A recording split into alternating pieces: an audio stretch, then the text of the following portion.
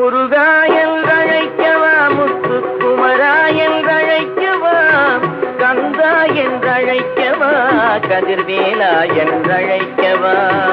எப்படி அழைப்பேன் உன்னை